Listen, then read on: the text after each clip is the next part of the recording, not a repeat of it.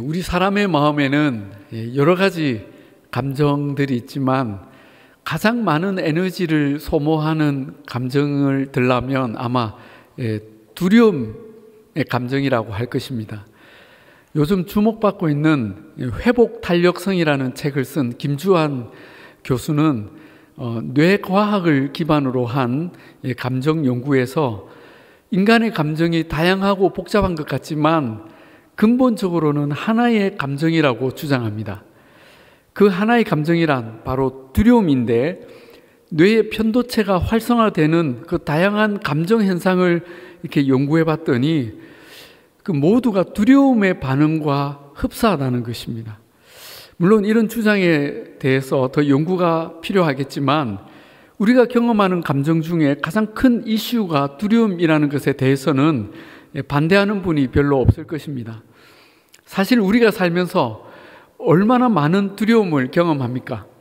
실패에 대한 두려움, 사고에 대한 두려움, 인간관계에 대한 두려움, 버림받을까봐, 상처 입을까봐, 미움받을까봐 두려워합니다. 또 물질의 손해에 대한 두려움, 몸이 약해지거나 병에 걸릴까봐 두려움, 또 궁극적으로는 죽음에 대한 두려움이 있습니다. 우리 신앙인들은 어떻습니까? 구원받지 못할까봐, 은혜 받지 못할까봐 두렵기도 하지만 반대로 너무 은혜를 받아서 선교사로 나갈까봐 두렵기도 합니다. 그렇다고 하나님과 또 영 멀어지는 건 아닐까 두렵기도 하죠. 아무튼 그런 인간의 다양한 두려움 때문에 인간의 문명이 발달했다는 말이 이해가 될 정도입니다. 그만큼 우리는 많은 두려움에서 살아갑니다. 그러나 우리 인간이 그 두려움을 해결하기 위해 만든 모든 문명들, 과학기술, 제도, 의학 이런 것들이 사람의 두려움을 완전히 없애지는 못합니다. 그런데 오늘 여호수아서 11장에서 우리는 이러한 인간의 두려움을 이긴 사람들을 보게 됩니다. 분명 두려움에 덜덜 떨어야 하는 상황인데 전혀 두려워하지 않고 오히려 두려움의 대상들을 제압하고 그들을 괴멸시키기까지 합니다. 바로 여호수아와 이스라엘 백성들입니다. 그러나 아시다시피 그들이 과거에는 이런 사람들이 아니었습니다. 가나안을 정탐하고 온 사람들의 보고에 그들은 밤새 통곡하고 울면서 우리는 죽게 되었다고 하나님을 원망했습니다. 그랬던 그들이 어떻게 그 두려움을 이기고 이 가나안 땅을 제패하는 승리의 주인공들이 될 수 있었을까요? 오늘 말씀을 통해 그 놀라운 비결들을 함께 듣고 우리 삶에서도 그런 승리를 누리기를 소원합니다. 첫째로 우리를 두렵게 하는 사람들의 그런 존재들의 실상을 알아야 합니다. 이스라엘은 지금까지도 너무나 두려운 상대들과 싸워야 했습니다. 한 번도 쉬운 상대가 없었어요. 처음에 상대는 난공불락의 성 여리고였습니다. 그 다음 상대도 만만치 않았죠. 굉장히 큰 쓴맛을 봐야 했습니다. 그 다음은 기브온 부족이었는데 그들에게는 완전히 속아서 화친조약을 맺었습니다. 그 다음에는 가나안 남쪽의 부족국가 5개 연합군이었는데 그들도 엄청난 숫자로 이스라엘을 두렵게 했습니다. 가면 갈수록 계속 크고 두려운 상대들의 연속이었습니다. 그래서 이번에는 좀 쉬운 상대를 만나지 않을까 하고 있는데 이제 11장에 나오는 그 다음 상대는 누구입니까? 이 5개 연합군과는 비교할 수도 없는 어마어마한 규모의 연합군이었습니다. 1절에 하솔 왕 야빈이 이 소식을 듣고 마돈 왕 요밥과 시므론 왕과 악삽 왕과 및 북쪽 산지와 긴네롯 남쪽 아라바와 평지와 서쪽 돌의 높은 곳에 있는 왕들과 동쪽과 서쪽의 가나안 족속과 아모리 족속과 헷 족속과 브리스 족속과 산지의 여부스 족속과 미스바 땅 헤르몬산 아래 히위 족속에게 사람을 보내매 그들이 그 모든 군대를 거느리고 나왔으니. 여러분, 일일이 다 열거하기도 어렵죠.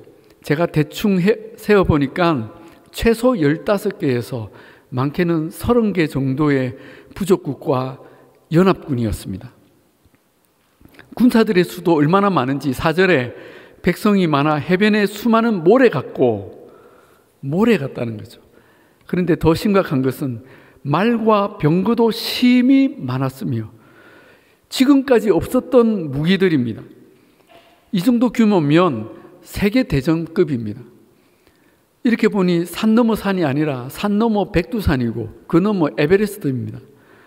여러분, 우리가 만나는 영적 전쟁은 그 다음 라운드로 갈수록 더 어려워집니다. 매번 한 번도 경험하지 못한 더 크고 어려운 상대를 만납니다. 그래도 이번엔 너무 심하지 않습니까? 두렵다 못해 까무라칠 정도입니다. 그런데 참 신기한 것은 이스라엘이 그런 상대도 결국은 이기고 그 두려움도 이깁니다. 과연 이스라엘에게는 어떤 비결이 있었던 걸까요? 그 첫 번째가 그 두렵게 만드는 상대의 실상을 아는 것이라고 했습니다. 이 실상은 그들의 규모나 그들의 힘과는 아무 상관이 없었습니다. 여리고든 아이든 남부연합군이든 북부연합군이든 그들의 실상은 다 똑같았습니다. 그 똑같은 실상이란 무엇일까요? 바로 두려움입니다. 예? 그렇게 엄청난 힘을 가진 그들에게 두려움이 있다고요? 그렇습니다. 그들에게는 세상을 삼킬 듯한 힘과 권세가 있는 것 같지만 그들의 중심을 파고 들어가 보면 결국 그들을 움직이는 실상을 보게 되는데 바로 두려움입니다. 센 척하지만 두려워한다는 것이죠. 이것은 미국이나 중국, 지금의 전쟁 중인 러시아, 또 세계를 움직인다는 G7, G11 같은 나라들도 예외가 아닙니다. 다 두려움에 쫓기고 있습니다. 국가뿐 아니라 세계의 모든 기업들, 단체들, 하다못해 작은 가게 하나까지 두려움에 쫓기고 있는 모습을 봅니다. 다만 그 두려움이 밖으로 표현될 때는 분노와 욕망과 권위와 폭력 등으로 나타날 뿐입니다. 지금까지 이스라엘이 상대했던 모든 성읍들, 부족 국가들을 보십시오. 그들은 전쟁에 대비한 성과 군사와 무기가 무수히 많았지만 실상은 모두 두려워했습니다. 한번 되돌아보십시오. 여호수아 2장 9절에 라합이 말합니다. 여호와께서 이 땅을 너희에게 주신 줄을 내가 아노라. 우리가 너희를 심히 두려워하고 이 땅 주민들이 다 너희 앞에서 간담이 녹나니. 5장 1절에 요단 서쪽의 아모리 사람의 모든 왕들과 해변에 가나안 사람의 모든 왕들이 듣고 마음이 녹았고 이스라엘 자손들 때문에 정신을 잃었더라. 6장 1절에 이스라엘 자손들로 말미암아 여리고는 굳게 닫혔고 출입하는 자가 없더라. 9장 24절에 그들이 기브온 사람들이 이르되 당신들로 말미암아 우리의 목숨을 잃을까 심히 두려워하여 이같이 하였나이다. 10장 1, 2절에 그때 예루살렘 왕 아도니세덱이 듣고 크게 두려워하였으니. 여러분, 이 가나안의 모든 부족들이 다 두려워하고 있다는 것입니다. 그런데 그들이 보이는 공통적인 행동이 뭡니까? 기브온은 예외이고 대부분이 자기들 성 안에서 전쟁을 대비하거나 아니면 연합군을 이루어서 선제적인 싸움을 걸어오는 것입니다. 센 척하는 것이죠. 그러므로 오늘 11장에서 하솔을 비롯한 가나안 북부의 이 수십 개의 부족 국가들이 거대한 연합군을 형성했다는 것은 그들에게 얼마나 큰 두려움이 있었는지를 보여주고 있는 장면입니다. 이스라엘 하나 잡겠다고 이 많은 국가들이 다 연합을 한 것입니다. 그런데 그들은 자기들의 두려움을 해결하기 위해 더 폭력적이고 위협적인 모습으로 이렇게 상대를 두렵게 만들고 있습니다. 그러면서 사실은 자기를 속이는 거죠. 출애굽기 1장에서 애굽의 왕 파라오는 이스라엘 자손들의 수가 점점 늘어나니까 굉장한 두려움을 갖습니다. 그래서 출애굽기 1장 10절에 두렵건대 그들이 더 많게 되면 전쟁이 일어날 때 우리 대적과 합하여 우리와 싸우고 이 땅에서 나갈까 하노라 하고 그 두려움이 있죠. 그런데 감독들을 그 위에 세우고 그들에게 무거운 짐을 지워 괴롭게 하여 그들에게 바로를 위하여 국고성 비동과 람셋을 건축하게 하니라. 정작 자기가 두려우면서 그 두려움의 대상에게 더 폭력과 위협으로 대하는 것입니다. 여러분, 그들이 왜 이런 방법을 쓰는 것일까요?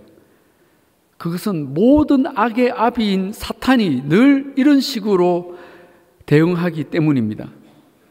마귀의 가장 주요 무기는 바로 두려움입니다. 그런데 여러분, 두려움을 주는 거랑 실제 두려운 존재인 것은 엄연히 다릅니다. 마귀는 우리에게 두려움을 줄 수는 있지만 우리가 두려워할 존재는 아닙니다. 아멘이십니까? 마귀는 그의 종들을 통해 우리를 두렵게 하려고 온갖 과장과 위협과 폭력을 사용하지만 우리는 두려워하지 않으면 그만입니다. 그러면 마귀는 엄청 당황하고 자신의 두려움이 현실이 되니까 더 발악을 합니다. 하지만 마귀는 결코 우리를 넘어뜨리거나 이기거나 망하게 할 수 없습니다. 왜냐하면 우리는 예수 그리스도 안에서 하나님께 속해 있기 때문입니다. 할렐루야. 이런 실상을 안다면 우리는 어떤 상대도 두려워하지 않을 수 있습니다. 그러나 끊임없이 우리를 두렵게 하는 사탄의 도전 앞에서 우리가 평온을 찾지 않으면 우리는 언제고 실패할 수도 있습니다. 그래서 이스라엘이 두려움을 이긴 두 번째 비결에 주목해야 합니다. 그것은 하나님의 말씀에 귀를 기울이라입니다. 한번 따라 하실까요? 하나님의 말씀에 귀를 기울이라. 예. 이스라엘이 북부연합군의 그 어마어마한 군대와 대면했을 때 순간 두려움에 빠질 뻔했습니다. 그런데 그때 하나님께서 여호수아에게 이렇게 말씀하십니다.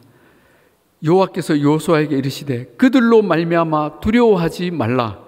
내일 이맘때 내가 그들을 이스라엘 앞에 넘겨주어 몰살시키리니 너는 그들의 말 뒷발의 힘줄을 끊고 그들의 병거를 불사르라 하시니라. 하나님은 그 위기의 순간에 조금도 지체하지 않으시고 놀라운 격려와 약속의 말씀을 주셨습니다. 그런데 여러분, 사실 이 두려워하지 말라는 말씀 너무 자주 나오는 거 아닙니까? 여호수아에서만 이 두려워하지 말라는 말씀이 얼마나 자주 나옵니까? 1장 시작하면서부터 두려워하지 말라, 두려워하지 말라, 두려워하지 말라 계속 이어지죠. 그런데 이 두려워하지 말라는 말씀은 여호수아서뿐만 아니라 성경 전체에서 끊임없이 나옵니다. 그래서 어떤 분이 성경에 이 두려워하지 말라는 말이 도대체 몇 번이나 나오는지를 찾아봤습니다. 그랬더니 그 횟수를 보고 깜짝 놀랐습니다. 정확히 365번이더랍니다. 1년의 날수와 같죠. 물론 이 숫자로 의미를 만들기는 좀 억지 같지만 신실하신 하나님은 한 번만 말씀하셔도 영원한 진리인데 이렇게 수백 번을 365번을 말씀하신 이유가 무엇이겠습니까? 바로 우리를 위해서입니다. 우리가 너무나 연약하기 때문에 이 말씀을 매일매일 듣지 않으면 또 약해지고 두려움에 빠지고 넘어질 수 있기 때문에 이 말씀을 그렇게 수없이 하시는 것입니다. 그러므로 사랑하는 여러분, 우리는 하나님의 이 말씀을 매일 듣고 되새겨야 합니다. 아들아, 두려워하지 말라. 내 딸아, 놀라지 말라. 내가 너와 함께 하리라. 내가 너를 도우리라. 나의 의로운 오른손으로 너를 붙들리니 어느 누구도 너를 해치지 못하리라. 아멘. 사랑하는 여러분, 저와 여러분이 이 하나님의 말씀을 매일 들으며 이 말씀에 의지하여 살아가는 은혜가 있기를 축복합니다. 한편 우리는 두려워하지 말라는 이 말씀을 들을 뿐만 아니라 그 말씀에 순종하며 살아야 합니다. 왜냐하면 하나님의 말씀이 단순한 위로나 격려의 말씀으로 허공에 울리다가 사라지는 것이 아니라 살아있는 진리이기 때문입니다.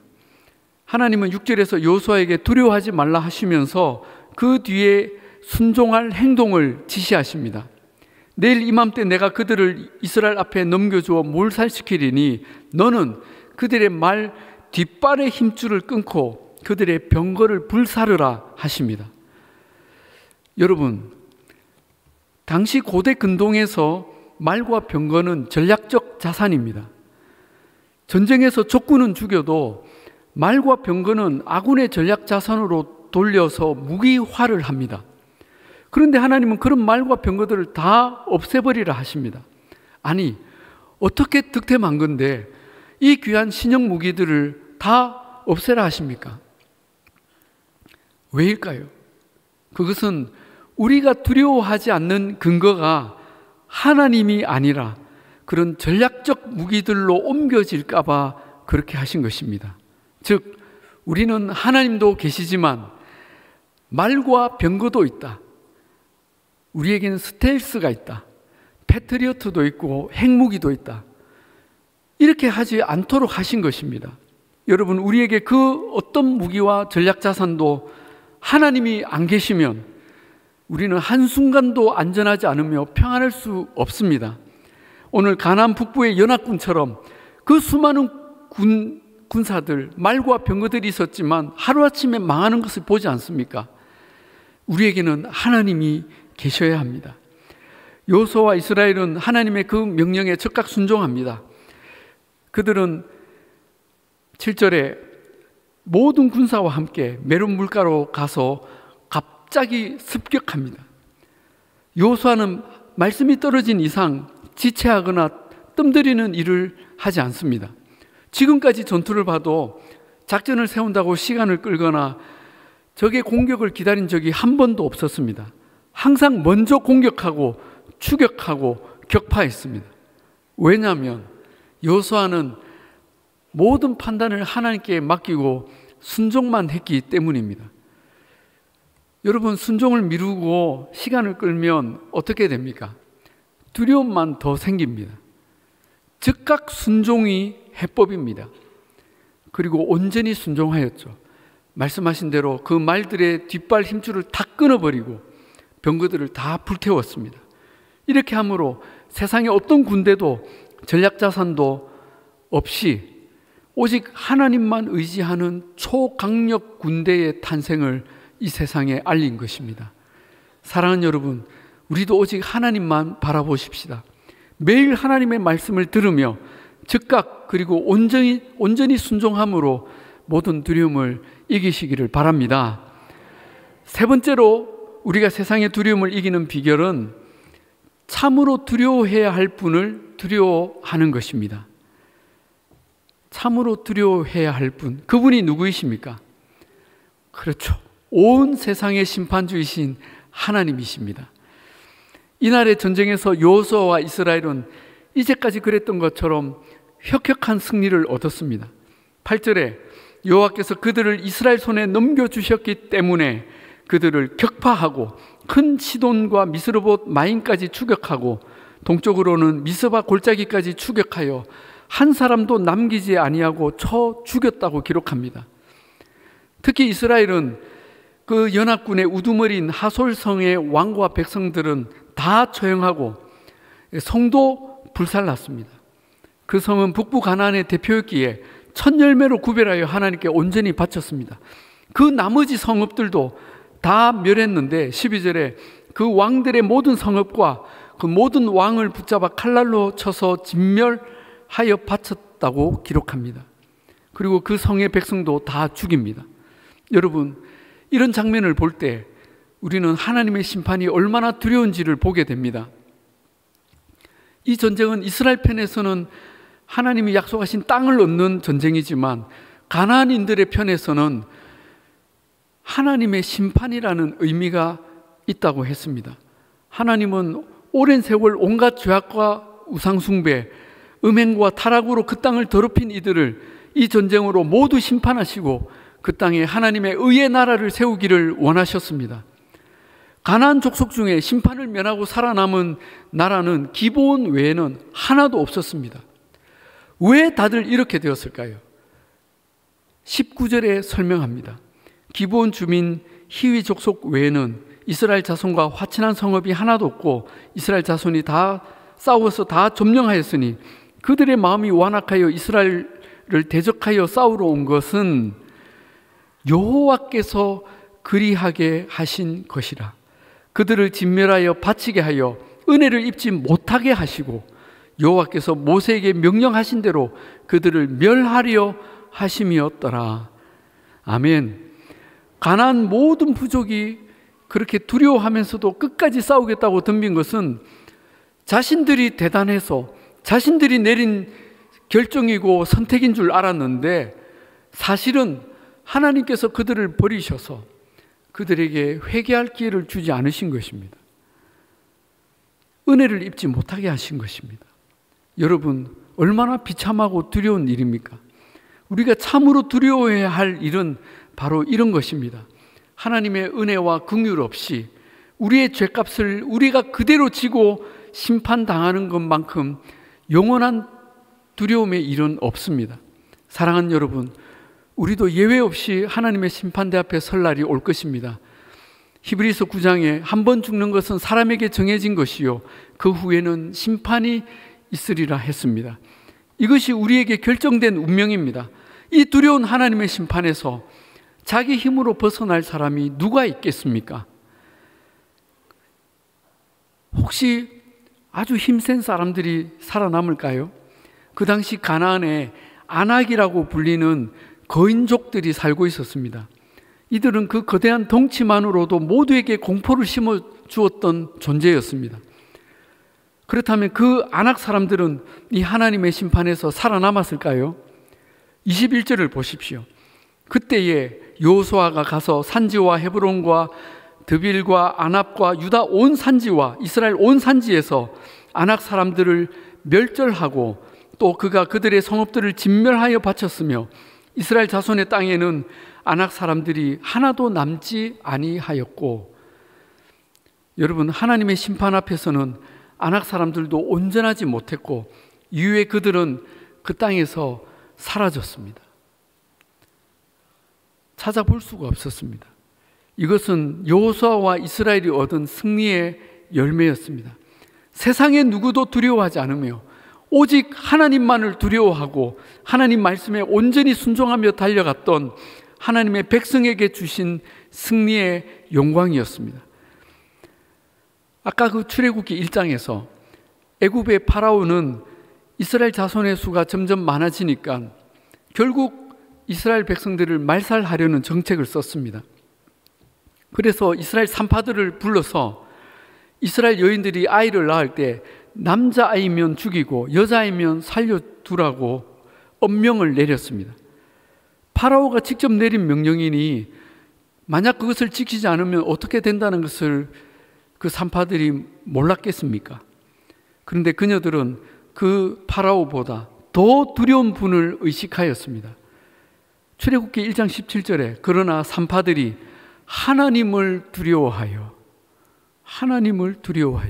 애굽 왕의 명령을 어기고 남자 아기를 살린지라.